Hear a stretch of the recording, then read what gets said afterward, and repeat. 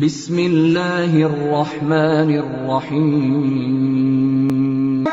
جیسا ہو منظر پس منظر جیسا ہو میرا ظاہر اندر جیسا ہو منظر پس منظر جیسا ہو۔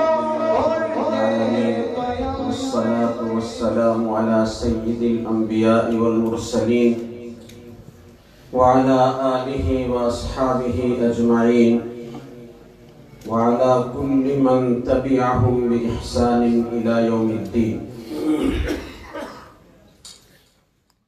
درس و تدریس ہے، یہ مقصد ہے یا اس تدریس سے کچھ اور مقصد ہے؟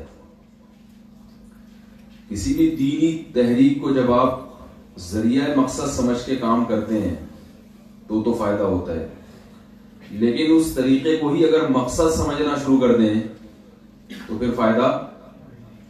دیکھیں، ایک آدمی کی منزل ہے، اس نے پشاور جانا ہے، وہ بس میں بیٹھے گا تو بس ایک ذریعہ ہے یا بس ہی مقصد ہے؟ وہ پشاور آ گیا مگر ادھر نہیں رہا، وہ کہہ رہے ہیں